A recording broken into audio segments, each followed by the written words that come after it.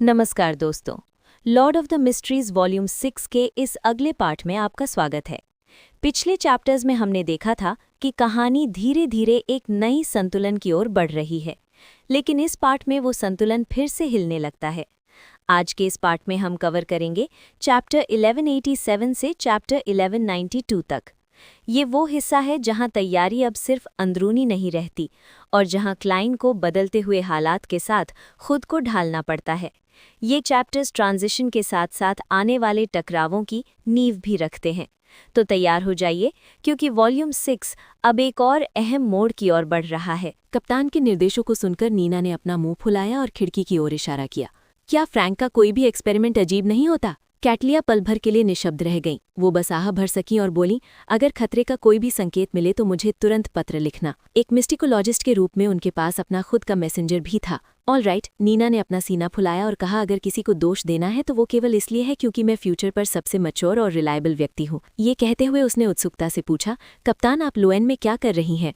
आपने कौन सा मिशन लिया है? क्या आप दुश्मन की रेखाओं के पीछे कुछ सैबोटाज रेड्स करने जा रही हैं? नीना फेसिएशन मूल की थी और उसे आधा इंटिस माना जाता था। उसने स्वाभाविक रूप से हाल के युद्ध में कुछ झुकाव रखे थे, इसलिए उसने अनुमान लगाया कि उसकी कप्तान ने इंटिस के इंटेलिजेंस डिपार्टमेंट के साथ संपर्क स्थापित किया है। तुम ऐसा कह सकती हो, कैटलिया ने सख्ती से जवाब दिया।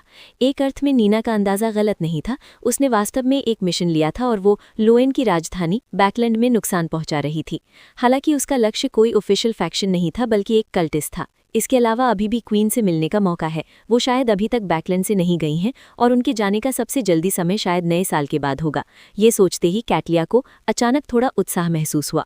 जब से उसने डॉन छोड़ा था, वो वास्तव में क्वीन मिस्टिक से नहीं मिली थी। उसके पास उनसे संवाद करने के लिए केवल पत्र थे, या एक ही नाव पर होने के बावजूद उन्होंने किसी कारण से एक दूसरे से संवाद नहीं किया था। नीना ने आगे दबाव डालने की हिम्मत नहीं की, क्योंकि उसने दरवाजे की ओर इशारा किया और कहा, कप्तान क्या कुछ और है? यदि नहीं तो हम चलेंगे। कैटलिया ने सिर हिलाया, ये संकेत देते हुए कि फ्यूचर की ये बोट्सवेन अपने अधीनस्थों के साथ जा सकती है। जैसे ही नीना ने हैंडल पकड़ा और उसे धीरे से घुमाया, कैटलिया को अचानक कुछ याद आया और वो चिल्लाकर बोली, नीना हूँ, जिसकी सुनहरे बाल एक ऊंची पोनीटेल में बंधे थे, एक भ्रमित भाव के साथ पीछे मुड़ी। शराब मत पीना, कैटलिया ने गंभीरता से जोर दिया। जब मैं जहाज पर वापस आऊंगी तो तुम्हें पेट भरकर पीने की अनुमति होगी। नीना ने तुरंत एक आकर्षक मुस्कान बिखेर दी। डील। कैटलिया ने समझाने से पहले एक पल के लिए सोचा। फ्रैंक के अलावा तुम्हें हीथ की स्थिति पर ध्यान देना होगा। उसे अज्ञात आवाज़ों के प्रति जिज्ञासा पैदा ना करने दे और उसे अत्यधिक थकने ना दे। इसके अलावा ओटो लव को बार बार उसके कमरे से बाहर निकालें और वो मिस्टिसिज्म नॉलेज के साथ जितनी बार और जब बातचीत करता है उसे नियंत्रित करें। और मुझे पता है, क्या मैं उन्हें बहुत अच्छी तरह से नहीं जानती? नीना ने अपना हाथ हिलाया और सहमति जताई। बोट्सवेन और उसके अधीनस्थों के कप्तान के कैबिन से निकलने और अपने पीछे दरवाज़ा बंद करने के बाद कैटलिया ने खिड़की से बाहर वर्तमान में अदृश्य बैकलैंड की ओर अपनी नज़र डाली। कुछ मिनटों बाद उसने अपने हाथ की गड्डी से एक टैरो कार्ड निकाला। इसमें एक कांच की लालटेन और लाठी के साथ एक अकेला बूढ़ा आदमी दिखाया गया था, द हर्मिट कार्ड। देर रात Backlund, Empress Borough, Earl Hall का घर। ऑड्री, जिसने सफ़ेद रेशम का नाइट गाउन पहना था, अचानक अपनी आंखें खोली। उसने एक नीला चोगा लिया और उसे अपने शरीर पर डाल लिया। फिर वो बिस्तर से उठी और कमरे में मौजूद पूरे शरीर वाले दर्पण की ओर चली। पर्दों से छनकर आती लाल चंद्रमा के बीच उसने ध्यान से खुद का निरीक्षण किया। उसकी पन्ने जैसी हरी आंखों की जोड़ी चमकती और निर्मल लग रही थी। वो इतनी स्पष्ट थी कि कोई भी हर विवरण को साफ देख सकता था। ऑड्री ने अपनी आंखें बंद कर लीं। जब तक कि उसने उन्हें फिर से नहीं खोला, तब तक सभी असामान्यताएं गायब हो गई थीं। उसके मुंह के किनारे धीरे से मुड़े और उसके चेहरे पर एक छोटा सा गड्ढा उभरा। उसकी आंखें थोड़ी झुक गईं जब उसने चुपचाप अपनी प्रशंसा की। ऑड्री, तुम आखिरकार यहाँ तक पहुँच गई हो। उसने ड्रीम वॉकर पोशन को पूरी तरह से पचा लिया था। अपने ऊपर विश्वास और अपनी भविष्यवाणियों के अनुसार उसने मूल रूप से माना था कि उसे पोषण पचाने में फरवरी तक का समय लगेगा। उसे आश्चर्य हुआ कि हाल ही में उसे कई अजीब और पूरी तरह से अलग सपने मिले थे। इसमें सपनों के भीतर कई सपने, एक मानसिक बीमारी के परिणाम वाले सपने, लूसिड ड्रीम्स, दुष्ट आत्माओं और ब्रेन्स के प्रभाव के कारण होने वाले सपने और कुछ डेमीगॉड्स के सपने शामिल थे। सामान्य परिस्थितियों में एक ड्रीम वॉकर के रूप में ऑड्री सामान्यतः सपने में प्रवेश करते समय प्राणी के स्तर का निर्धारण कर सकती थी, जिससे खतरा टल जाता था। हालांकि उन डेमीगॉड्स ने खुद को बहुत अच्छी तरह से छिपा रखा था। केवल तब जब वे उनके सपनों में दाखिल हुईं, तब उसे एहसास हुआ कि कुछ गड़बड़ है और वो डर के मारे लगभग उछल पड़ी। हालांकि वे सभी समय पकड़ी नहीं गई, उसने अंततः ऐसा करते हुए अनुभव संचित किया और उसने डेमीगॉड्स के सपनों में सावधानीपूर्वक घूमने, यात्रा करने, निरीक्षण करने और विश्लेषण करने की शुरुआत की, जिससे उसे अपने पोषण को काफ़ी हद तक पचाने में मदद मिली। इसके अलावा अन्य विशिष्ट सपनों ने उसे एक बिल्कुल अलग अनुभव दिया। इसके बाद उसने सपनों के भीतर कई सपने बनाने का प्रयास किया। कुछ ने उसके सपनों में पर्दे के पीछे छिपने की कोशिश की और उन्हें एक चतुर तरीके से विकसित करने और अवचेतन में विपरीत तरीके से हस्तक्षेप करने के लिए निर्देशित किया। उसने सपनों के मालिकों की मानसिक बीमारी या किसी दुष्ट आत्मा या व्रेंत के कारण होने वाले भ्रष्टाचार का इलाज किया। एक निश्चित सीमा तक वो वास्तव में हस्तक्षेप करने के लिए पर्दे के पीछे के मास्टरमाइंड और निर्देशक बनने की आवश्यकताओं के खिलाफ गई। फिर भी इसने अजीब तरीके से पोषण के पाचन को तेज कर दिया। इससे उसने एक नया सिद्धांत निकाला। यदि आप वास्तव में हस्तक्षेप करना चाहते हैं तो पर्दे के पीछे के मास्टरमाइंड और निर्देशक बने। ये ऐसा है कि भले ही लक्ष्य सफल हो जाए, कोई भी इसे नोटिस नहीं करेगा। ये ऐसा कुछ था जिसे ऑड्री बहुत अच्छी तरह से करती थी। गंभीर मानसिक बीमारियों वाले कुछ लोग 5 या 6 अजीब सपने देखने के बाद अनजाने में ठीक हो गए थे, और एक सपने का अजीब और समझ से बाहर दिखना बहुत सामान्य था। इतनी जल्दी ड्रीम वॉकर पोषण पचाने में सक्षम होना मुख्य रूप से हाल ही में मेरी अच्छी किस्मत का परिणाम है। इतने अनोखे अनुभवों के बिना मुझे निश्चित रूप से 1 या 2 महीने और इंतजार करना पड़ता। हाँ, मुझे किसी डेमीगॉड द्वारा पकड़ा भी जा सकता था और बियॉन्ड प्रिजन में डाला जा सकता था या सीधे मारा जा सकता था। मेरी किस्मत इतनी अच्छी कब से हुई? ऐसा लगता है कि ये फेट डोमेन के एंजल को आइसक्रीम बलि देने के बाद शुरू हुई। उसके ब्लेसेड ऑड्री अपने रिफ्लेक्शन को देखकर मुस्कुराहट के साथ पलकें झपकाने लगी। उसमें जल्दी से अपनी नज़र हटाई, अपने बेडरूम को स्कैन किया और ड्रेसिंग टेबल की ओर चली। उस पर कार्डों की एक गड्डी रखी हुई थी। एक ऐसी लड़की के कमरे में जिसे मिस्टिसिज्म पसंद है, उसके पास टैरो कार्ड्स की एक गड्डी होना सामान्य था। ऑड्री ने अपना दाहिना हाथ बढ़ाया और अपनी उंगली के पोर से सबसे ऊपर वाले कार्ड को छुआ।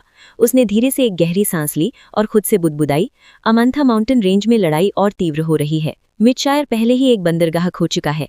कहा जाता है कि सिवेलाउस काउंटी की हॉर्नेसिस माउंटेन रेंज की रक्षा बसंत तक नहीं टिक पाएगी।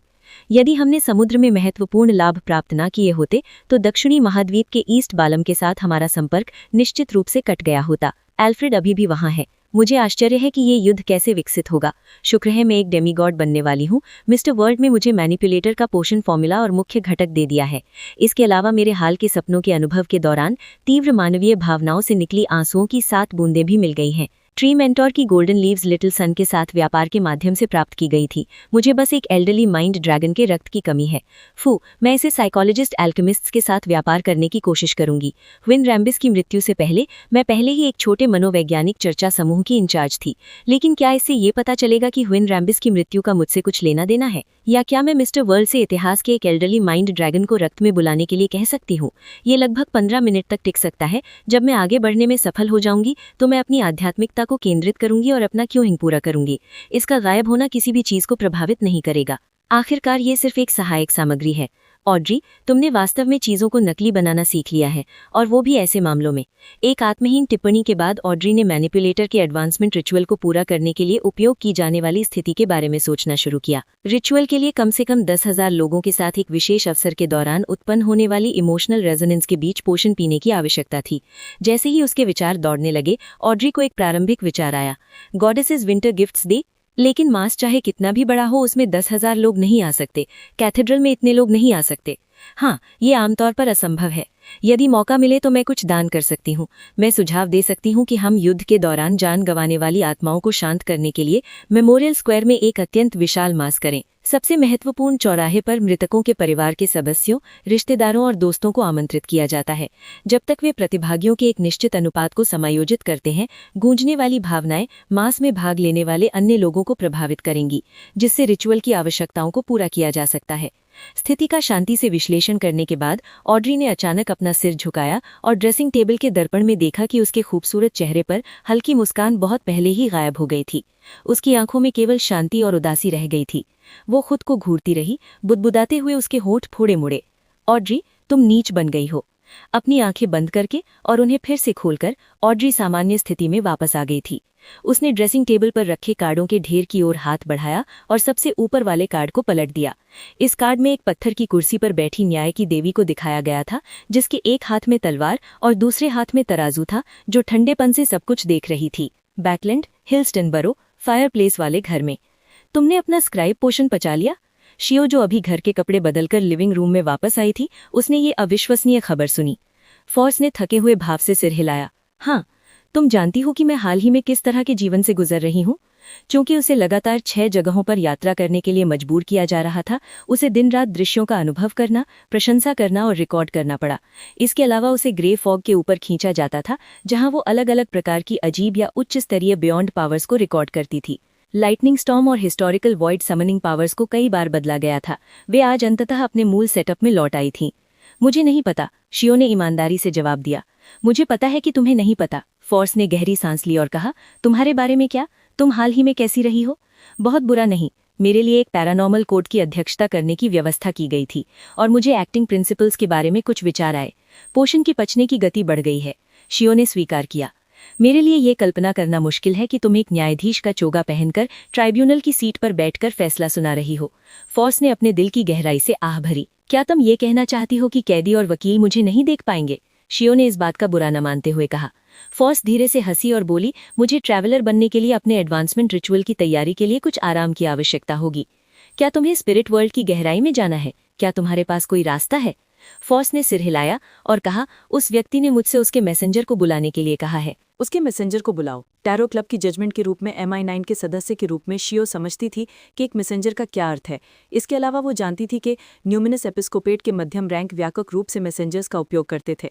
इससे पहले कि वो अधिक जानकारी मांग पाती, उसने फोर्स को पहली मंजिल पर गेस्ट रूम की ओर खाली आंखों और सुस्त कदमों के साथ चलते देखा।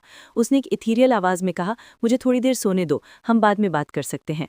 वो अगली सुबह तक सोती रही, मांस की सुगंध के कारण जाग गई। डेसी पाए? फोर्स ने अपनी आंखें मली और कमरे से बाहर निकली। उसने देखा कि मेज पहले से ही भोजन से भरी हुई थी। हाँ, शियो बाथरूम से बाहर आई, सड़क के कोने वाली दुकान से। ये बुरा नहीं है, फोर्स ने उत्साहपूर्वक स्वीकार किया और डाइनिंग टेबल के पास बैठ गई। उसने जल्दी से डेसी पाई उठाया और उसे अपने मुंह में भर लिया।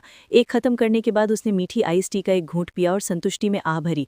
यही जीवन है। ओ नहीं, मैं अपने दांत ब्रश करना भूल गई। नहाने धोने के बाद उसने आखिरकार सोचने की क्षमता वापस पा ली। उसने शियो की ओर उलझन में देखा और कहा, क्या MI9 को इस बात का कोई संदेह नहीं हुआ कि तुम गुप्त रूप से जज कैसे बन गई? उन्हें लगा कि उस समय ये पारिश्रमिक था जिसने मुझे प्रेरित किया था। शियो ने उसे वो जानकारी दी जो उसने सीखी थी। फोर्स ने अपने बाल सहलाए और मुस्कुराहट के साथ कहा, यह सच है, उन्हें चर्च ऑफ एवरनाइट से पूछने दो। उसने अपना मुंह ढक लिया और जमा ही ली। मैं उस मैसेंजर को बुलाने जा रही हूँ।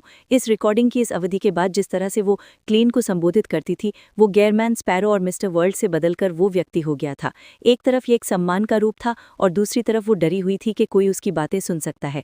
अपनी सहेली की बात सुनकर शियो ने चारों ओर देखा और उलझन में पूछा, क्या तुम रिचुअल स्थापित नहीं करने वाली हो? उसे याद आया कि एक मैसेंजर को बुलाने के लिए एक रिचुअल की आवश्यकता होती है। ये केवल एक तरीका है। उस व्यक्ति ने मुझे दूसरे तरीके का उपयोग करने को कहा। फोर्स ने अपने कपड़ों पर नजर डाली और महसूस किया कि उसके कपड़े पूरी तरह से झुर्रीदार थे, क्योंकि उसे कल रात अपने कपड़े बदलने का समय नहीं मिला था। ये महसूस करने पर कि वो बाद में मैसेंजर से मिलेगी, उसने अपने स्वरूप पर ध्यान देने का फैसला किया। वो जल्दी से दूसरी मंजिल पर बेडरूम में लौटी और झालरदार डिजाइन वाली बेज रंग की पोशाक पहन ली। खुद को तैयार करने के बाद उसने शियो के सामने अपना दाहिना हाथ उठाया और उसने उसे पकड़ लिया, जैसे कि वो हवा से कुछ बाहर निकालना चाहती हो। उसकी आंखों में एक इल्यूजरी बुक ने आकार लिया। ये जल्दी से पलटी और एक पेज पर रुक गई। अगले ही सेकंड में उसका हाथ भारी हो गया और शून्य से एक आकृति उभरी। ये गैरमैन स्पैरो था, जिसने रेशम की हाफ टॉप हैट और काला कोट पहना हुआ था। उसके चेहरे पर ठंडे भाव और एक अडिग आभा थी, लेकिन उसकी आंखें कुछ हद तक नीरस लग रही थीं। मैं सफल हो गई? ये मेरा केवल दूसरा प्रयास है। मैंने कल केवल एक बार कोशिश की थी और विफल रही थी। फोर्स की आंखें फैल गई, मानो वो अधिक प्रकाश लेना चाहती हूँ ताकि और स्पष्ट रूप से देख सकें। वो जानती थी कि ये हिस्टोरिकल वॉइड प्रोजेक्शन था जिसे उसने बुलाया था, इसलिए वो बहुत नर्वस नहीं थी। इसके बजाय उसने अपनी सांस रोकी और गैरमैन स्पैरो के प्रोजेक्शन को काफी सावधानी से देखा। वो ये नहीं बता सकती थी कि वो असली था या नकली। उसे अभी भी इस पागल पहासिक साहसिक की युद्ध उपलब्धियां याद थीं। फोर्स ने वास्तव में गैरमैन स्पैरो को बुलाया है? क्या ये उसका मैसेंजर नहीं होना चाहिए था? क्या गैरमैन स्पैरो अभी भी कुछ बुलाने में सक्षम होगा? शियो के मन में प्रश्न उठने लगे। जैसे ही फोर्स अनिश्चित थी कि आगे क्या करना है, गैरमैन स्पैरो की आंखें थोड़ी हिलीं और उसकी नज़र तुरंत केंद्रित हो गई। अब उसके पास कोई कठोर और खाली लुक नहीं था, मानो वो जीवित हो। इसके बाद उसने एक उत्कृष्ट चांदी जैसा हारमोनिका निकाला और उसे बजाया। उसमें से कोई आवाज़ नहीं आई, लेकिन वातावरण तुरंत ठंडा हो गया और एक चुभने वाली हवा चलने लगी। तभी एक गहरे और जटिल लंबी पोशाक वाली महिला, जिसके हाथों में 4 सुनहरे बाल और लाल आंखों वाले सिर थे, शून्य से बाहर निकली। उसकी 8 आंखों ने गैरमैन स्पैरो की ओर देखा। गैरमैन स्पैरो ने थोड़ा सिर हिलाया और फोर्स की ओर इशारा किया। इस महिला को स्पिरिट वर्ल्ड की गहराई में 4 विशेष कोऑर्डिनेट स्थापित करने की आवश्यकता है। कृपया इसकी सहायता करें। ठीक है, रेनिटे टिनेकर के एक सिर ने कहा जब वो ऊपर नीचे हुआ। गैरमैन स्पैरो ने आगे बात नहीं की। जैसे ही वो खिड़की के पास पहुंचा, उसने अपने बाएं हाथ के दस्ताने को पारदर्शी बना दिया। उसकी आकृति तेजी से गायब हो गई, जैसे कि उसने घर से बाहर टेलीपोर्ट किया। वो चला गया। वो बस ऐसे ही चला गया। मेरा द्वारा बुलाया गया हिस्टोरिकल प्रोजेक्शन बस ऐसे ही चला गया। फॉर्स अपना मुंह थोड़ा खुला छोड़कर ताकती रह गई, मानो वो किसी हास्य नाटक को देख रही हो। उसकी समझ के अनुसार उसके द्वारा बुलाई गई चीज उसके नियंत्रण में होनी चाहिए थी। कुछ निर्देश देने के बाद वो जा कैसी सकता है? क्या ऐसा हो सकता है कि हिस्टोरिकल वॉइड प्रोजेक्शन का व्यक्तित्व वास्तविक व्यक्ति के समान हो? नहीं, ये ऐसा है मानो गैरमैन स्पैरो स्वयं अवतरित हुआ हो। फॉर्स ने शिव की ओर देखा और महसूस किया कि वो भी उतनी ही उलझन में थी। उसी क्षण फॉर्स अचानक कांप उठी, मानो कोई अत्यंत डरावना प्राणी उसे घूर रहा हो। उसने अनजाने में अपना सिर घुमाया और महसूस किया कि गैरमैन स्पैरो का मैसेंजर अपनी 8 लाल आंखों से उसे देख रहा था, ध्यानपूर्वक उसका निरीक्षण कर रहा था। गैरमैन स्पैरो जितना ही डरावना। फॉर्स ने एक मुस्कुराहट लाने की कोशिश की और कहा, आपको परेशानी देने के लिए क्षमा करें। इस क्षण रेनेटे टिनेकर के 4 सुनहरे बालों वाले लाल आंखों वाले सिरों ने एक एक करके कहा, जरूरत है भुगतान करने की। 800 गोल्ड कॉइन्स। यहाँ अभी भी शुल्क है। फॉर्स एक बार फिर से अवाक रह गई। उसे समझ नहीं आया कि क्या प्रतिक्रिया करे। कुछ सेकंड्स के बाद उसके विचार अचानक सक्रिय हो गए और उसने अपनी बचत की गणना शुरू कर दी। शियो को 2400 पाउंड उधार देने के बाद मेरे पास अभी भी 780 पाउंड बचे हैं। हाल ही में मेरे खर्चे काफी अधिक रहे हैं, लेकिन मेरे पिछले उपन्यासों की रॉयल्टी अभी भी जमा हो रही है। मेरी अन्य आय और शियो द्वारा मुझे लौटाए गए 300 पाउंड को जोड़कर मेरे पास कुल 1258 पाउंड हैं। ये पर्याप्त है। फॉर्स ने तुरंत सहमति व्यक्त की, लेकिन उसने तुरंत एक समस्या खोज ली। गोल्ड कॉइन्स, वे सभी? रेनेटे टिनेकर के 4 सिर थोड़े हिले। हाँ, तुम कर सकती हो। उधार, जैसा कि अपेक्षित था, उनमें से सभी गोल्ड कॉइन्स होने चाहिए। मुझे याद है कि मिस्टर वर्ल्ड काफी समय से गोल्ड कॉइन्स इकट्ठे करने और गोल्ड कॉइन्स के बदले विनिमय करने की कोशिश कर रहे थे। क्या ये इस मैसेंजर को भुगतान करने के लिए था? उसके और उसके मैसेंजर के बीच का रिश्ता वास्तव में जटिल है। मिस्टर वर्ल्ड के पास अभी भी काफी गोल्ड कॉइन्स होने चाहिए। मैं बाद में उनसे 800 गोल्ड कॉइन्स बदलने की कोशिश करूंगी। फॉर्स ने गुप्त रूप से राहत की सांस ली और कहा, ठीक है। सहमत होने के बाद फॉर्स ने देखा कि बिना सिर वाले मैसेंजर ने अपने हाथ में पकड़े एक सिर को उसके कंधे के पास उसके कपड़ों पर काटने के लिए उठाया। आसपास के रंग संतृप्त और अधिक उज्जवल हो गए। लाल और लाल हो गए, काले और काले हो गए और सफेद हो गए। इस तरह फॉर्स को रेनेटे टिनेकर द्वारा समान दृश्यों के माध्यम से ले जाया गया, जहां उसके पास अपनी दिशा तय करने का कोई रास्ता नहीं था। उसे उस स्थान पर पहुंचने में देर नहीं हुई जहां हल्का कोहरा था। कोहरे की गहराई में एक के बाद एक कई आंखें देखती हुई प्रतीत हुईं, लेकिन वे जल्दी ही पीछे हट गईं। जब फॉर्स ने बैकलेन में हिस्टोरिकल वॉइड से गैरमैन स्पैरो के प्रोजेक्शन को बुलाया, तो वो तुरंत हिस्ट्री के फॉग में प्रवेश कर गया और फर्स्ट इपॉक की प्रथम अवधि तक दौड़ता चला गया। उसकी चेतना प्रोजेक्शन के भीतर जीवित हो गई, जिससे फॉर्स की आत्मिकता पर व्यय कम हो गया। इस तरह क्लेन अप्रत्यक्ष रूप से बैकलैंड लौट आया था। यही कारण था कि उसने मिस मैजिशियन को मैसेंजर बुलाने के लिए इतनी जटिल विधि का उपयोग करने को कहा था। साहसिक के हार्मोनिका द्वारा बुलाए गए मैसेंजर की जहां तक बात है, वो एक स्वतंत्र अस्तित्व था। इसने फॉर्स के आत्मिकता बोझ को नहीं बढ़ाया। भले ही हिस्टोरिकल वॉइड गायब हो जाए, यदि वो चाहती तो रेनेटे टिनेकर वास्तविक दुनिया में रह सकती थी। एक टेलीपोर्टेशन के बाद क्लेन की आकृति सेंट सैमुअल कैथीड्रल के पास एक सुनसान गली में दिखाई दी। इसके बाद उसने अपनी शक्ल और शरीर बदलने के लिए अपनी फेसलेस शक्तियों का उपयोग किया। इस प्रक्रिया के दौरान हालांकि गली में अभी भी कुछ पैदल यात्री थे, लेकिन वे एक भ्रम से प्रभावित थे। उन्होंने अपने पास अचानक एक साथी के प्रकट होने पर ध्यान नहीं दिया। ठीक उसके बाद क्लेन ने अपने कपड़े ठीक किए, अपनी टोपी नीचे दबाई और तेजी से सेंट सैमुअल कैथीड्रल की ओर बढ़ गया। उसने मुख्य प्रार्थना कक्ष की एक तरफ एक सीट ढूंढी और बैठ गया। अपनी टोपी उतारकर एक आदरणीय नाम का जाप करके उसने ईमानदारी से अपने सीने पर एक लाल चांद बनाया। फिर उसने अपने हाथ एक साथ जोड़े, अपनी आंखें बंद की और एवेनाइट गॉडेस की ओर धीरे से प्रार्थना की। वर्तमान में मैं डार्क डेमोनिक वुल्फ की पिछली स्थिति के निशानों की खोज कर रहा हूं, ताकि उसकी सटीक स्थिति को समझा जा सके। इस बिंदु पर उसे याद आया कि डार्क डेमोनिक वुल्फ एवेनाइट गॉडेस का पूर्व में सहयोगी रहा होगा। वे एक दूसरे के बारे में बहुत कुछ जानते होंगे। इसलिए उसने जल्दी से जोड़ा, मुझे आश्चर्य है कि क्या आप मुझे कुछ संकेत दे सकती हैं। उसने प्रतिक्रिया का इंतजार नहीं किया। इसके बजाय उसने एक शांत रवैया बनाए रखा और जारी रखा, इस मामले के पूरा होने के बाद मैं पूरी तरह पूर्व की ओर जाने की योजना बना रहा हूं, ताकि मैं देख सकूं कि वेस्टर्न कॉन्टिनेंट किस स्थिति में है। मैं इस अवसर का उपयोग अमोन के पीछे से बचने के लिए और अन्य संभावनाओं को खोजने के लिए करूंगा। प्रार्थना करने के बाद उसने अपने सीने को घड़ी की दिशा में 4 बार थपथपाया और फुसफुसाया, प्रेज द लेडी। जैसे ही उसने बोलना समाप्त किया, उसके सामने अचानक असंख्य तारों वाला एक अंधेरा रात का आसमान दिखाई दिया।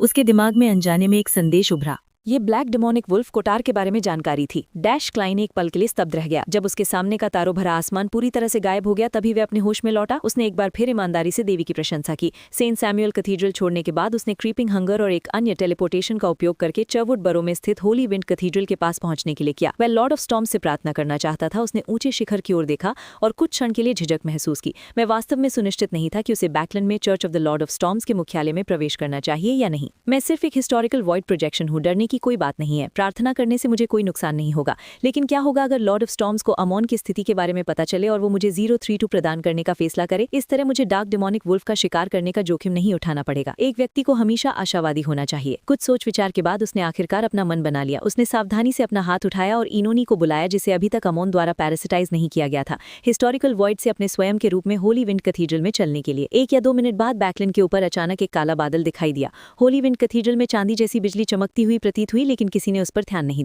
जैसे ही आसमान में काले बादल छट गए, होली विंड कैथीड्रल में सब कुछ सामान्य हो गया। पास के कोने में क्लाइन ने अपना माथा रगड़ने के लिए अपना हाथ उठाया। उसके मुंह के कोने फड़फड़ाए और वो बुदबुदाया, अगर आप इसे मुझे नहीं देना चाहते तो ठीक है, लेकिन आपने मेरे मैरियोनेट को क्यों मारा? फिर उसने एक गहरी सांस ली, इससे पहले कि उसकी आकृति तेजी से फीकी पड़ गई और गायब हो गई। हिस्टोरिकल वॉइड प्रोजेक्शन को बनाए रखने की समय सीमा लगभग समाप्त हो गई थी। आखिरकार एक स्क्राइब द्वारा उच्च स्तरीय शक्ति की नकल में मूल संस्करण की तुलना में महत्वपूर्ण अंतर थे। एक सीक्वेंस 6 द्वारा सीक्वेंस 3 को बुलाने का बोझ काफी भारी था। भले ही एक स्कॉलर ऑफ योर अपनी चेतना को स्थानांतरित कर सकता था और आध्यात्मिकता के व्यय स्पिरिचुअलिटी एक्सपेंडिचर को कम कर सकता था, लेकिन फोर्स के लिए इसे बहुत लंबे समय तक बनाए रखना असंभव था। बैकलैंड के बाहरी इलाकों में टसक रिवर के निचले हिस्से में लेनर्ड ने अपने रेड ग्लव्स छिपाए और धीरे धीरे एक निश्चित स्थान की ओर चल दिया। अचानक पैलेस ज़ोरोएस्ट की थोड़ी पुरानी आवाज उसके दिमाग में गूंजी, तुम्हारा पूर्व सहयोगी हाल ही में कैसा चल रहा है? टैरो क्लब की बातचीत को याद करते हुए लेनर्ड ने अपनी आवाज को दबाया और कहा, वो अभी अमोन के अवतार द्वारा बिछाए गए जाल से बचा है। वो forsaken land of the gods में सच्चाई की तलाश कर रहा है। लेनर्ड की बात सुनने के बाद पैलेस ज़ोरोएस्ट ने एक और शब्द नहीं कहा और लेनर्ड को आगे बढ़ने दिया। विशेष कोऑर्डिनेट स्थापित करने के बाद फोर्स को गमन स्पैरो के मैसेंजर द्वारा वापस वास्तविक दुनिया में फेंक दिया गया। मुझे थकान महसूस हो रही है, लेकिन मैं अभी कुछ देर पहले ही जागी हूँ। ये निश्चित रूप से इसलिए है क्योंकि high sequence beyond the powers मेरी आध्यात्मिकता पर बहुत भारी पड़ रही हैं। फोर्स ने अपना मुंह ढक लिया और जम्हाई ली। उसने थके हुए भाव से क्षियो की ओर देखा। ये संभव है। क्षियो अपनी सहेली के फैसले से सहमत हुई। उसके अंतर्ज्ञान ने उसे बताया कि जिस गमन स्पैरो प्रोजेक्शन को बुलाया गया था वो निश्चित रूप से सरल नहीं था। ये एक सेंट के बराबर भी हो सकता था। कुछ हिचक के बाद क्षियो ने कहा, थोड़ी देर और सो जाओ। ऐसी स्थिति में आगे बढ़ने का प्रयास न करो। मेरे पिछले परीक्षणों में से एक में हत्यारा मानसिक रूप से विक्षिप्त था। वो जानबूझकर अपने दोस्तों, अपने शिष्यों और जिन आवारा लोगों को उसने शरण दी थी उन्हें तरह तरह की नकारात्मक अवस्थाओं में पोषन्स का सेवन करवाता था, उन्हें नियंत्रण खोते हुए देखता था और हर तरह के राक्षसों, घिनौने और भयानक राक्षसों में बदलते हुए देखता था। इस आदमी का लक्ष्य क्या था? फोर्स 1 सेकंड के लिए दंग रह गई। 2 लक्ष्य थे। एक ये देखना था कि क्या एक ही पोषण अलग अलग लोगों पर एक ही तरह का नियंत्रण खोने का कारण बनता है। दूसरा, तेल चित्रों का उपयोग संबंधित दृश्यों को रिकॉर्ड करने के लिए था। उसका मानना था कि पागलपन, दर्द और विरूपण में एक बेजोड़ सुंदरता थी जो उसकी महान रचनात्मक जुनून को उत्तेजित कर सकती थी। क्षियो ने उस समय के परीक्षण को याद किया। उसने नफरत और डर की एक भावना महसूस की। वो पूरी तरह से पागल था। उस आदमी को फांसी दी जानी चाहिए। फोर्स इसे कल्पना करके कांपने से खुद को रोक नहीं सकी। उसने अपने दांत पीसते हुए कहा, क्या वो एक कल्टिस्ट था? शायद, लेकिन कोई सुराग नहीं था। ऊपर से वो एक उत्कृष्ट कलाकार दिखाई देता था और वो अंतर्राष्ट्रीय स्तर पर बहुत प्रसिद्ध था। यदि पिछले कुछ वर्षों में उसके 5 से अधिक छात्र और मित्र गायब नहीं हुए होते जिससे हमारा ध्यान आकर्षित हुआ, तो शायद इस बात का पता तब तक नहीं चलता जब तक कि वो पूरी तरह से पागल नहीं हो गया और नियंत्रण खोकर एक राक्षस नहीं बन गया। क्षियो अचानक एक पल के लिए रुकी और फिर कहा, तब कानून लागू करने वाली टीम के हर सदस्य ने उल्टी कर दी थी जिसने उसकी छिपे हुए तहखाने को खोला था। वहां हर तरह की उत्परिवर्तित और भयानक लाशें थीं और ऊपर हर तरह की दुखद लेकिन आकर्षक तेल चित्रें थीं। एक नफरत करने वाला आदमी, लेकिन ये एक बहुत ही आकर्षक कहानी है। फोर्स ने एक पल के लिए सोचा और पूछा, क्या वो एक डेविल था? नहीं, वो एक साइकाइट्रिस्ट है। क्षियो ने अपनी सहेली के अंदाजे को नकार दिया। तुमने उसे मौत की सजा सुनाई? फोर्स ने उम्मीद के साथ पूछा। क्षियो ने अपना सिर हिलाया। उसके बचाव पक्ष के वकील ने मुझे आश्वस्त किया कि वो एक सील्ड आर्टिफैक्ट रिसर्चर बनने के लिए अधिक उपयुक्त है। एक वकील है? आपके पास पैरानॉर्मल कोर्ट में वकील है? क्या ये सब एक सीधी सुनवाई है? क्षियो ने अपने सुनहरे बालों को सीधा किया और कहा, हमारे बीच लॉर पाथवे के कुछ बियॉन्डर्स हैं जिन्हें एक्ट करना होता है। बेशक वो नहीं जानते कि वो एक्ट कर रहे हैं। ठीक है। फोर्स ने फिर से जम्हाई ली और फायरप्लेस के पास वाली रिक्लाइनिंग चेयर की ओर इशारा किया। मैं थोड़ी देर सोऊंगी। ओह, क्या तुम्हें काम नहीं है? हम छुट्टियां ले सकते हैं, क्षियो ने संक्षेप में उत्तर दिया। फोर्स ने और नहीं पूछा और फायरप्लेस की ओर बढ़ी और उसमें ढह गई। लगभग 2 से 3 घंटे बाद वो जागी और 15 मिनट तक कॉजिटेट किया। इसके बाद उसने ट्रैवलर बियॉन्ड अ कैरेक्टरिस्टिक और अपने शिक्षक डोरियन ग्रे अब्राहम द्वारा दी गई सहायक सामग्रियां ढूंढी और एक पोशन की बोतल तैयार की। पोशन का रंग सफेद था लेकिन पारदर्शी था। ये आधे पिघले हुए बर्फ के पानी जैसा था जो बीच बीच में हल्के हरे बुलबुले पैदा कर रहा था। फॉर्स ने पोशन को हाथ में लिया और बगल में पहरे दे रही अपनी सहेली पर एक नजर डाली। वो मुस्कुराई और बोली, अगर मैं नियंत्रण खो दूं तो हिचकिचाना मत, बस मेरा सिर काट देना। नहीं, पहले प्रार्थना करना, शायद मुझे बचाने का अभी भी एक मौका हो। क्षियो ने धीरे से सिर हिलाया। इसी स्थिति को बनाए रखो। फॉर्स ने चुपचाप सांस ली और बिना किसी हिचकिचाहट के उसने बोतल उठाई और उसे गटक लिया। पलक झपकते ही उसने अपने शरीर और अपनी आंखों को एक एक करके चमकते हुए महसूस किया। वो उसके शरीर के चारों ओर धमाके के साथ फटे और एक के बाद एक भ्रमपूर्ण दरवाजे खुल गए। फॉर्स की चेतना उनमें से एक में प्रवेश करने से खुद को नहीं रोक सकी। उसका पूरा शरीर पारदर्शी हो गया और वो गायब हो गई। मन की ऐसी अराजक स्थिति में फॉर्स अपनी आत्म जागरूकता की भावना को लगभग वापस नहीं पा सकी। शुक्र है कि उसे हाल ही में बहुत सताया गया था और उसकी इच्छा शक्ति मजबूत थी। इसके अलावा समय समय पर वो स्पिरिट वर्ल्ड के 4 विशेष कोऑर्डिनेट्स को महसूस कर सकती थी। अंत में वो धीरे धीरे अपने होश में आई। एक अज्ञात अवधि के बाद उसे महसूस हुआ कि वो पहले से ही स्पिरिट वर्ल्ड की गहराइयों में प्रवेश कर चुकी थी। अपने सटीक स्थान का पता लगाना कठिन था और उसे वापस आने का अपना रास्ता नहीं मिल रहा था। 4 विशेष कोऑर्डिनेट्स की मदद से फॉर्स धीरे धीरे एक परिचित स्थान पर वापस ट्रैवर्स्ड हुई। उसने गहरे एक दूसरे पर चढ़े हुए रंगों और पतले कोहरे को छोड़ा और स्पिरिट वर्ल्ड से बाहर निकल आई। 4 विशेष कोऑर्डिनेट्स न केवल मुझे वापस रास्ता बताने में मदद करने के लिए उपयोग किए गए थे, बल्कि वे प्रभावी रूप से मेरी आत्म जागरूकता को बनाए रख सकते हैं। शिक्षक केवल एक सीक्वेंस 7 है, इसलिए वास्तविक अनुभव के बिना उनके लिए ऐसे ज्ञान को खो देना अनिवार्य है। जैसा कि फॉर्स ने सोचा, उसने अपनी नजर शियो की ओर डाली और थोड़ी मुस्कुराई। मैं एक ट्रैवलर हूँ। शियो ने राहत की सांस ली और उत्सुकता से पूछा, तुम्हें कौन सी नई बियॉन्ड द पावर्स मिली है? मुख्य शक्ति टेलीपोर्टेशन है, इसके अलावा इनविजिबल हैंड। साथ ही semi god level beyond the powers की संख्या जिन्हें मैं रिकॉर्ड कर सकती हूँ बढ़कर 4 हो गई है। वास्तविक प्रभाव एक सीक्वेंस 4 के करीब होने चाहिए। फॉर्स ने खुद का निरीक्षण किया। फिर उसने अपना हाथ उठाया और कमरे के दूसरी तरफ से एक टैरो कार्ड निकाला जिसका उपयोग डिविनेशन के लिए किया जाता था। इसमें एक व्यक्ति था जिसके दाहिने हाथ में एक सेप्टर था जो आकाश की ओर इशारा कर रहा था। उसका बायां हाथ पृथ्वी की ओर इशारा कर रहा था। उसके सामने होली ग्रेल, एक सेप्टर, एक तलवार, स्टार सिक्के जैसी चीजें थी। The magician card. हर वर्ष की सबसे लंबी रात एवनाइट गॉडेस का जन्मदिन होता था, जिसे आमतौर पर विंटर गिफ्ट्स डे के रूप में जाना जाता था। इस दिन सभी एवनाइट विश्वासी सूर्यास्त देखने के लिए पास के एक कैथीड्रल में जाते थे। जब रात होती थी तो वो मास में भाग लेते थे, एक पवित्र भोजन का आनंद लेते थे, भजन सुनते थे और तरह तरह की गतिविधियां करते थे। लोइन के एवनाइट विश्वासियों के लिए वर्ष 1350 बहुत भारी वर्ष था। युद्ध की तीव्रता और वस्तुओं की कीमत ने उन्हें अपना अच्छा मूड खोने पर मजबूर कर दिया था। हालांकि विंटर गिफ्ट्स डे पर भी वो अपने घरों से बाहर आए। ऐसा इसलिए था क्योंकि चर्च ऑफ एवनाइट विभिन्न बड़े सार्वजनिक चौराहों पर उन आत्माओं को शांत करने के लिए एक विशाल मास आयोजित करने जा रहा था। साथ ही कई फाउंडेशन मास में भोजन वाउचर वितरित करेंगे। जिन लोगों को वे प्राप्त होंगे वे किसी भी राहत केंद्रों या कैथीड्रल्स में संबंधित वस्तुएं प्राप्त कर सकेंगे। इसके कारण स्टॉर्म और स्टीन के विश्वासी जो विंटर गिफ्ट्स डे नहीं मनाते थे, निकटतम चौराहे की ओर चल दिए। वेस्ट बरो मेमोरियल स्क्वायर, जहां जॉर्ज 3 को विस्फोट से मार दिया गया था। काले लबाद में अपनी गोल्डन रिट्रीवर सूजी को टहलाते हुए अपनी पीठ पर चमड़े का बैग लिए ऑड्री अभिजात्य के बीच परिष्कृत दिखाई दे रही थी। उसका भाव असामान्य नहीं दिख रहा था, लेकिन उसने कुछ दर्द और अपराध बोध छिपा रखा था। उसने एक बूढ़े माइंड ड्रैगन का खून प्राप्त कर लिया था। मैनिपुलेटर पोशन बनाने के बाद उसने उसे छोटे बैग में रख दिया जिसे सूजी ले जा रही थी। सूजी पहले से ही एक सीक्वेंस 6 हिप्नोटिस्ट थी। उसे यकीन था कि वहां मौजूद बहुत से लोग उसकी असामान्यता पर ध्यान नहीं देंगे और उससे चीजें नहीं छीनेंगे। बूढ़े माइंड ड्रैगन का खून द हर्मिट कैटलिया से आया था। जाहिर है कि उसने उसे क्वीन मिस्टिक से प्राप्त किया था। उसने इसके लिए 3000 पाउंड का भुगतान किया। ये उसकी उम्मीदों के अनुरूप था, क्योंकि वो वास्तव में साइकोलॉजी एल्केमिस्ट से सामग्री प्राप्त नहीं करना चाहती थी। आखिरकार उसका प्रत्यक्ष वरिष्ठ हुविन रैम्बिस केवल कुछ महीने पहले ही मरा था। पदोन्नति के लिए आवश्यक वस्तुओं को इकट्ठा करने के लिए ये अनिवार्य था कि लोग उस पर संदेह करें। जहां तक साइकोलॉजी एल्केमिस्ट्स के अन्य सदस्यों की बात थी, उनके पास इस बात को नोटिस करने की क्षमता और बुद्धि थी। इसके अलावा डेमीगॉड बनने के बाद व्यक्ति को साइकोलॉजी एल्केमिस्ट्स के काउंसलर्स के संपर्क में आना पड़ता है। मिस्टर वर्ल्ड के अनुसार उनके बीच माइंड डोमेन का कोई एंजल छिपा हो सकता है। मैं अपनी तैयारी जारी रखूंगी। एक उपयुक्त अवसर और बहाने के साथ मैं संगठन में अपनी स्थिति बढ़ाने पर विचार करूंगी। मैं अभी के लिए अपनी ताकत छिपाऊंगी। सुनहरे बालों वाली ऑड्री ने अपनी स्कर्ट के किनारों को थोड़ा सा ऊपर उठाया और धीरे धीरे अपने निर्धारित स्थान की ओर चल दी। रास्ते में कई अभिजातियों ने उसकी ओर अपना हाथ बढ़ाया, इस उम्मीद में कि वे इस खूबसूरत, कुलीन और कमजोर युवती को भीड़ से निकलने में मदद करेंगे। हालांकि इन सबको अर्ल हॉल ने रोक दिया। उसने अपने बड़े बेटे हिब्बर्ट को अपनी छोटी बेटी का प्रभारी बनाया, जबकि उसने अपनी पत्नी का हाथ थामा और आगे बढ़ गया। समय समय पर वो बैकलैंड के सबसे चमकीले रत्न को देखने के लिए पीछे मुड़ता। उनके परिवार के अपने गंतव्य तक पहुंचने के कुछ समय बाद ही चर्च ऑफ एवरनाइट के बैकलैंड सूबे के बिशप सेंट एंथनी स्टीवंस लाल पैटर्न वाले अपने काले लबाद में ऊंचे मंच पर चले गए। उन्होंने चारों ओर देखा, अपना दाहिना हाथ उठाया और अपने चेस्ट को 4 बार क्लॉकवाइज थपथपाया। Praise the lady. जब नीचे विश्वासियों ने जवाब दिया तो इस संत की गहरी आवाज सबको सुनाई दे रही थी। आज का जश्न है, लेकिन देवी की प्रतिक्रिया करुणा है। शी हर उस माँ पर दया करती है जिसने अपना बच्चा खो दिया है। शी हर उस अकेले बच्चे पर दया करती है और शी हर उस व्यक्ति पर दया करती है जिसने अत्यधिक दर्द सहा है। शी ने कहा कि ये सब समाप्त हो जाएगा, सारा दुख मौन और विश्राम में लौट जाएगा। जैसे ही मेमोरियल स्क्वायर में एंथनी स्टीवन विंसेंट के शब्द गूंजे, वे अन्य क्षेत्रों में फैल गए। मैस में भाग लेने वाले लुएनीज नागरिक भावुक और दुखी दोनों थे, अपनी निराशा के बीच गर्माहट महसूस कर रहे थे। एक अलग चौक में अलग अलग चॉयर्स ने भजनों का गान शुरू किया।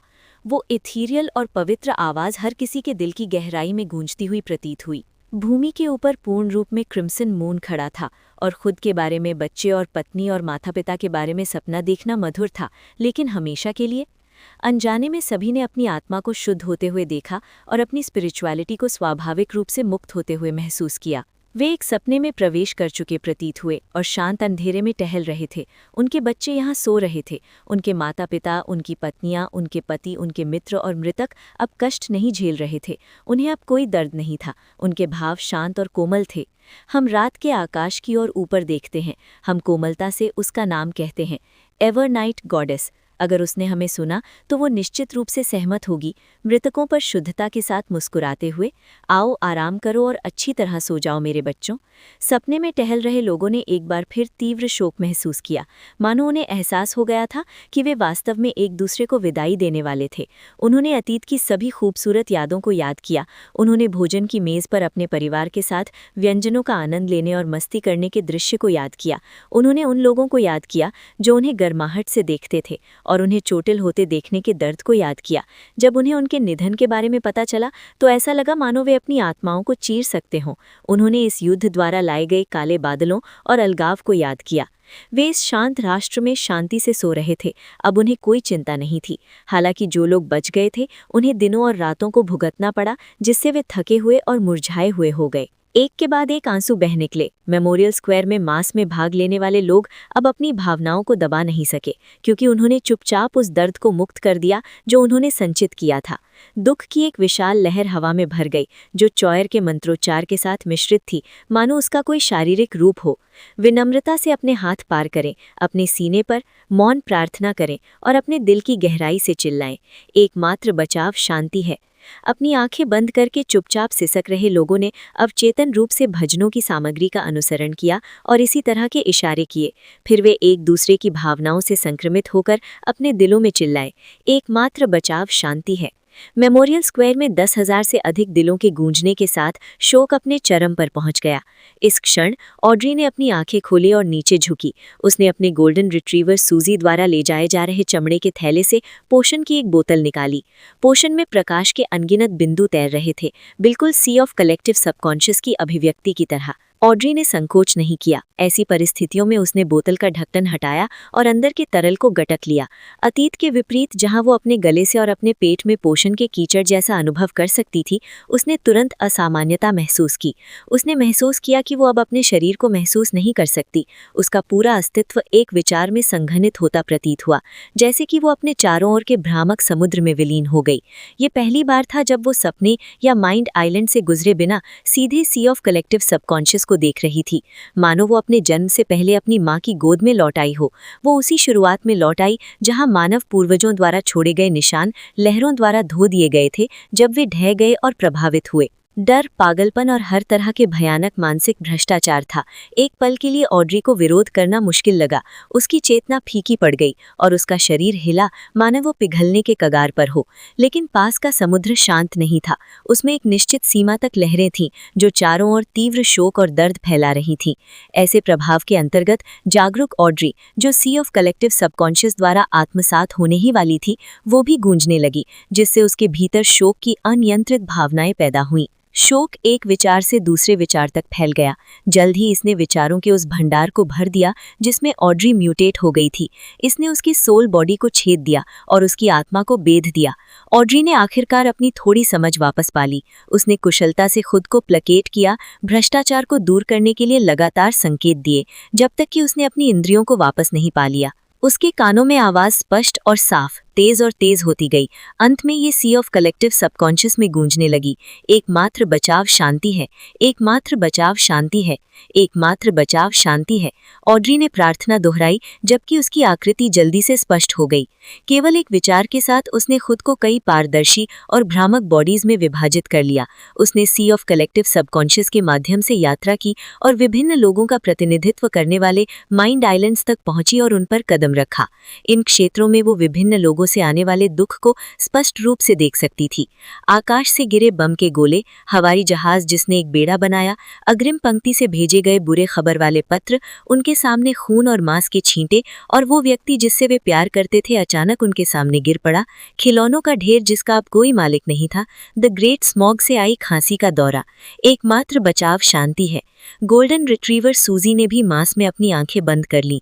उसने अपने दिल में उन शब्दों को दोहराने के लिए मानव भाषा का उपयोग किया, लेकिन वो अपने आसपास के किसी भी बदलाव को नोटिस करने में विफल रही। अचानक उसकी आत्मा में उसके body of heart and mind में ऑड्री की आवाज सुनाई दी, सूजी, मैं सफल हो गई। मैं हमेशा चिंतित थी कि पोषण के प्रभावों के कारण मेरा सीक्वेंस बढ़ने के साथ मैं अधिक से अधिक उदासीन होती जाऊंगी, कि मैं इंसान के बजाय एक माइथिकल क्रीचर की तरह अधिक बनती जाऊंगी। सूजी ने भ्रम में अपना सिर उठाया और देखा कि हालांकि गोरी लड़की की आंखें कसकर बंद थीं, लेकिन आंसुओं ने अनजाने में उसके चेहरे को ढक लिया था। फिर उसने ऑड्री को अपने दिल में कहते हुए सुना, शुक्र है, मैं अभी भी उनके दुख को महसूस कर सकती हूँ। कितना अच्छा है। सूजी की आंखों में गोरी लड़की की आंखों के कोने से आंसू टपक पड़े। ये बिल्कुल स्पष्ट था। इस क्षण सूर्य की अंतिम किरण निगल ली गई। रात शांति लेकर आई। सभी ने अपनी आंखें खोली और शांत स्वर में कहा, एकमात्र बचाव शांति है। बिना रोक टोक के रोने के बाद उज्जवल और हंसमुख ऑड्री का मिजाज भारी हो गया। वो थोड़ी संवेदनशील और थोड़ी उदास हो गई। इसने उसे देखने वाले हर किसी को अपने दिल की गहराई से प्यार का एहसास कराया। हर तरह की सुरक्षा के बीच वो एम्परर बरो लौटी और अपने कमरे में वापस आ गई। तब उसे खुद को गंभीरता से परखने और सी ऑफ कलेक्टिव सबकॉन्शियस से प्राप्त ज्ञान और अनुभव को पचाने का मौका मिला। दूसरे शायद न बता सकें, लेकिन ऑड्री बहुत अच्छी तरह जानती थी कि दर्पण में दिख रही लंबी गोरी नीली आंखों वाली खूबसूरत सुंदरी के पास पहले से ही असाधारण शक्ति और अतिशयोक्ति ड्रैगन स्केल बचाव था। वो एक मुक्के से स्टील के ब्लॉक को तोड़ सकती थी। ओह, मैं अभी भी ड्रैगन ट्रांसफॉर्मेशन का उपयोग कर सकती हूँ। ये एक अपूर्ण माइथिकल क्रीचर रूप का उपयोग करने के बराबर है। हालांकि मुझे पोषण की आदत होने तक इंतजार करना होगा और सही मनोवैज्ञानिक संकेतों को जमा करते रहना होगा, अन्यथा मैं नियंत्रण खो सकती हूँ। प्रत्येक ड्रैगन ट्रांसफॉर्मेशन एक निश्चित समय से अधिक नहीं हो सकता, अन्यथा भले ही मेरे पास अपने मन और आत्मा का इलाज करने के साधन हो, मैं पागलपन और भ्रम से दूषित हो जाऊंगी, जिससे मैं नियंत्रण खो दूंगी। मेरी वर्तमान सीमा लगभग 1 मिनट है। एक मैनिपुलेटर की मुख्य शक्ति मैनिपुलेशन है। मैं एक body of heart and mind को सी ऑफ कलेक्टिव सबकॉन्शियस से गुजरने दे सकती हूँ और दूसरे व्यक्ति के माइंड आइलैंड पर प्रवेश कर सकती हूँ।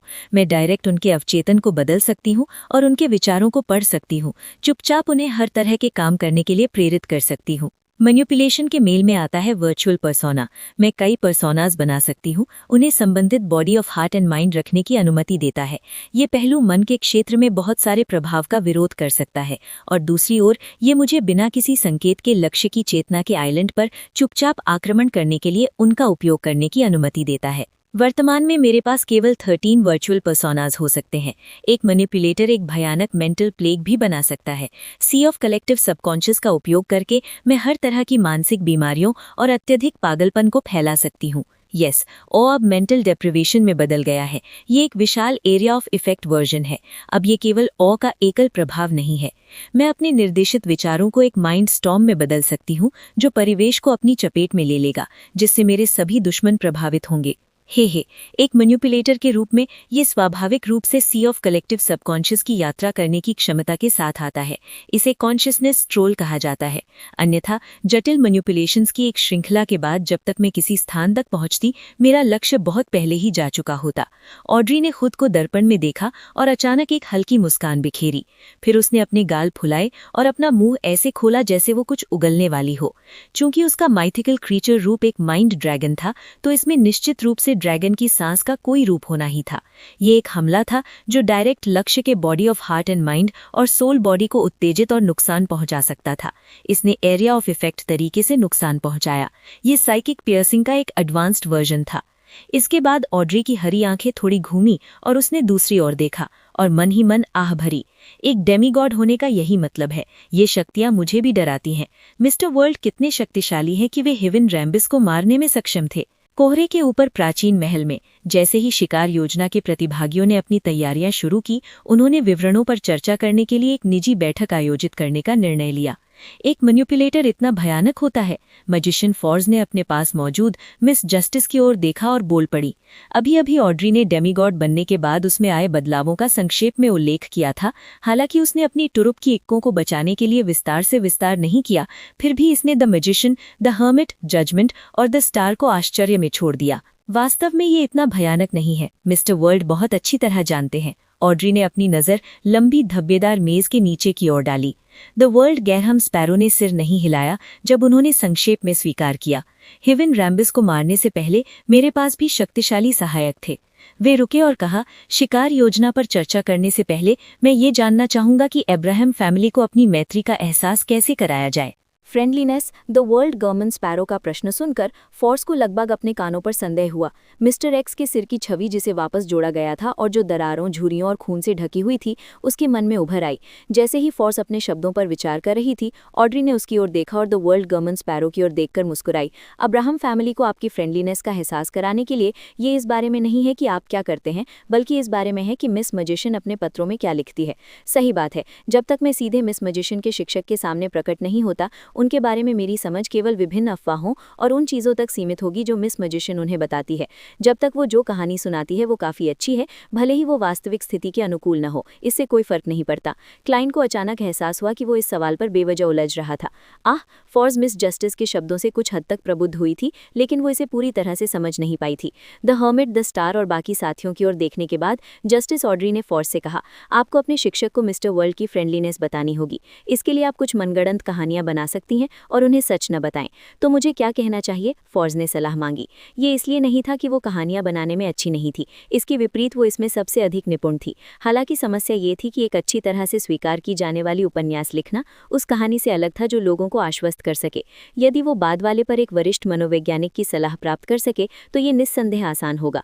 ऑड्री ने अपना मुंह खोलने से पहले ही पत्र के विवरणों के बारे में सोच लिया था। उसने बिना किसी हड़बड़ी के जवाब दिया, ये स्पष्ट है कि आपके शिक्षक ने पहले ही ध्यान दे दिया है कि आप तेजी से आगे बढ़ी हैं और मिस्टर एक्स की मृत्यु और सभी प्रकार के संवेदनशील मुद्दों के कारण उनके मन में उन बियॉन्ड द सर्कल्स के बारे में एक निश्चित स्तर की संदेह और सतर्कता होगी। हाँ, फॉर्स ने मिस ऑड्री के निर्णय के साथ सहमति में थोड़ा सिर हिलाया।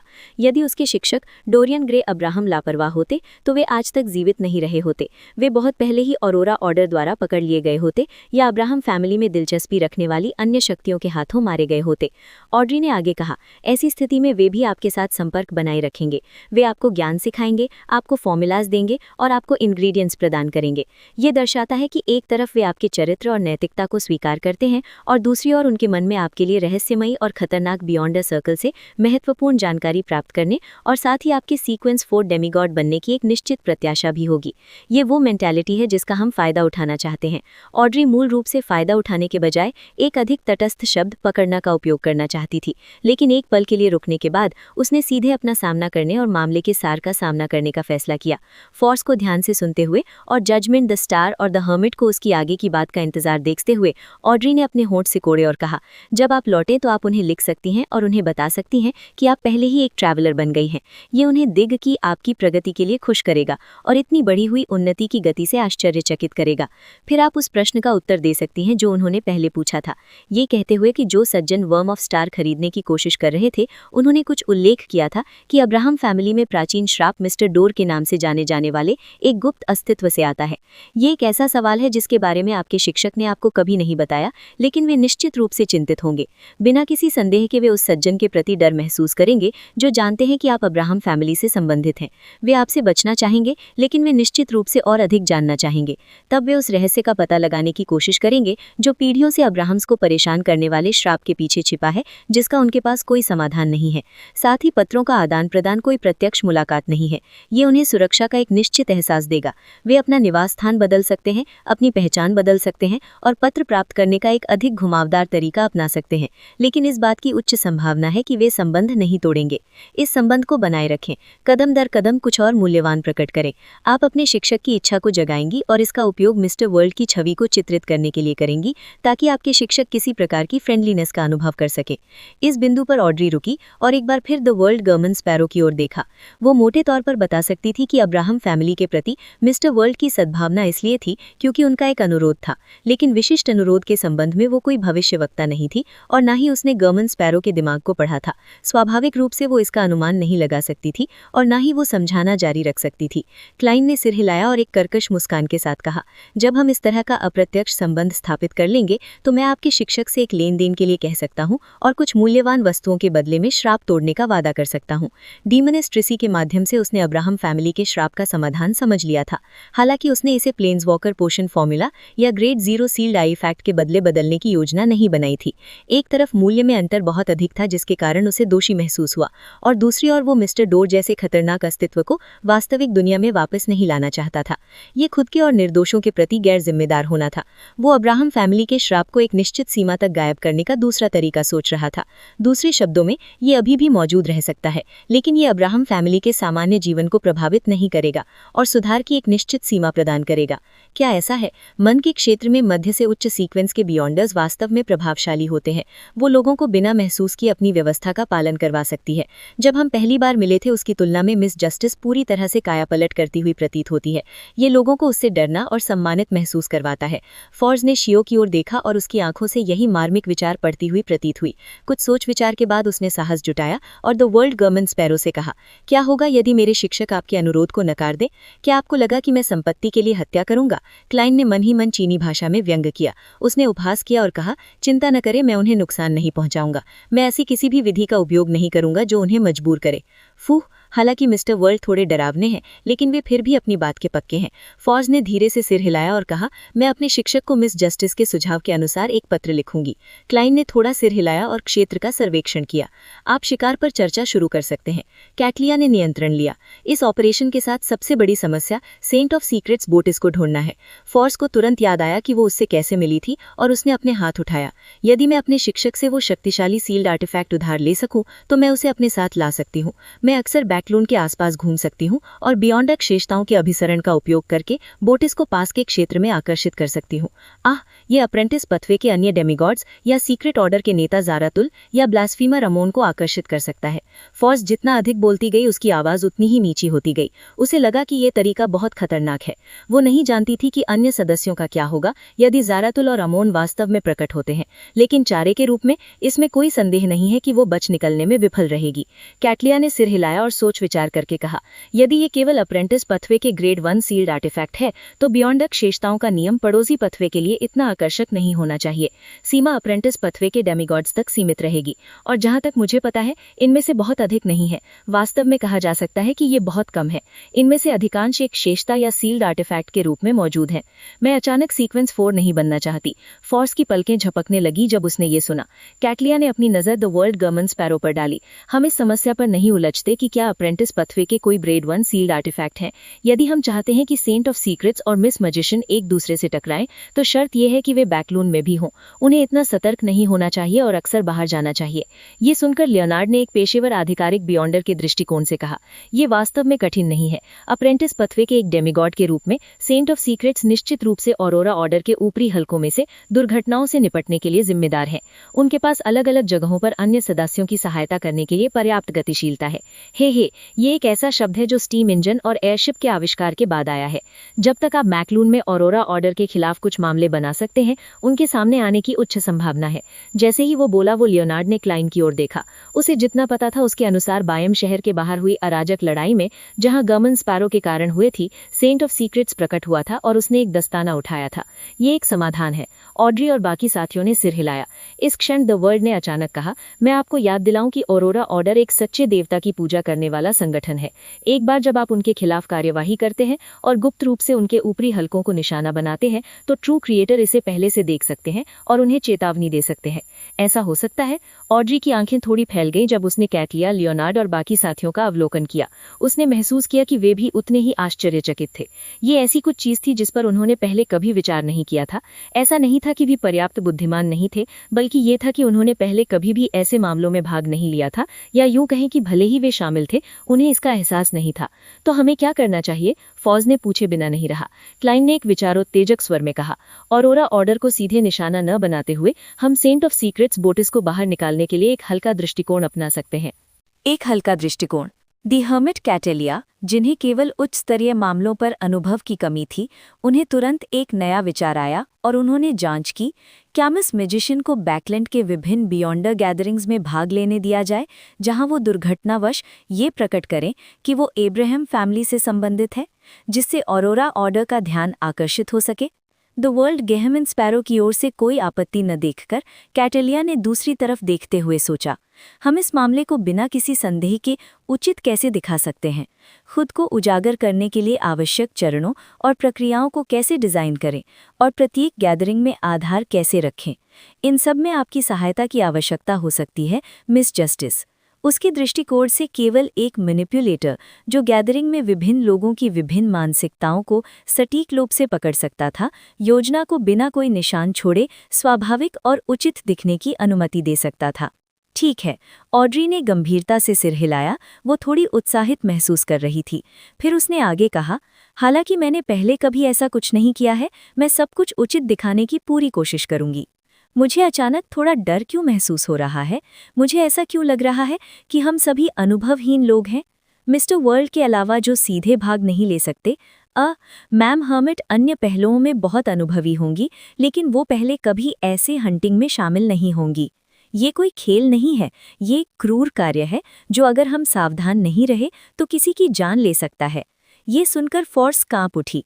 उसे अधिकांश सदस्यों के एक्सपीरियंस पर गहरा संदेह था, जिसमें वो खुद भी शामिल थी। हालांकि जब उसने सोचा कि कैसे मिस जस्टिस और मैम हर्मिट पहले से ही सीक्वेंस 4 डेमीगॉड्स थी और वो और द स्टार सीक्वेंस 5 पर थे, तो उसे लगा कि ये बहुत गंभीर समस्या नहीं थी। आखिरकार हर शक्तिशाली व्यक्ति ने समय के साथ शून्य से अपने अनुभव जमा किए थे। इसके अलावा उनके पास अभी भी द वर्ल्ड गेहमन स्पैरो था, जो 5 सीज का सबसे मजबूत शिकारी था। उचित योजना, स्कीम, हेरफेर, मैम हर्मिट और मिस जस्टिस के बीच बातचीत सुनकर क्लेन ने अवचेतन रूप से मुख्य शब्दों को निकाला। ये एक बदलाव नहीं था जिसकी उन्होंने कल्पना की। इसने उन्हें याद दिलाया कि कैसे उन्होंने 008 का उपयोग किया था और 008 द्वारा व्यवस्थित की गई स्थितियों को निभाने का अनुभव प्राप्त किया था। वो मन ही मन आह भरे बिना नहीं रह सका। इसमें कोई आश्चर्य नहीं कि स्पेक्टेटर के सीक्वेंस 1 को ऑथर कहा जाता है। ये वास्तव में एक बहुत ही उचित विकास है, लेकिन ये मार्गदर्शन से मजबूर होने में बदल सकता है। व्यवस्थाओं को विस्तार से बनाने के लिए खुद को जल्दबाजी में न डालें, वापस जाकर इस पर ध्यान से विचार करें। साथ ही हमें समायोजन करने के लिए दृश्य से मिली प्रतिक्रिया को जोड़ना होगा। कैटेलिया ने सोच में डूबते हुए सिर हिलाया, क्योंकि उनके पास तुरंत एक नया विचार आया। जब मिस मैजिशियन बियॉन्डर गैदरिंग्स में भाग लेगी, तो बेहतर होगा कि आप आसपास छिपे रहें और प्रत्येक प्रतिभागी के विचारों की निगरानी करने और प्रतिक्रिया को सटीक रूप से समझने के लिए सी ऑफ कलेक्टिव सबकॉन्शियस पर अपने नियंत्रण का उपयोग करें। क्या 13 वर्चुअल पर्सनालिटीज पर्याप्त होंगी? बियॉन्डर गैदरिंग में 13 से अधिक सदस्य होंगे। मैं ध्यान केंद्रित करने के लिए एक लक्ष्य चुनने के लिए मॉनिटरिंग का उपयोग कर सकती हूँ।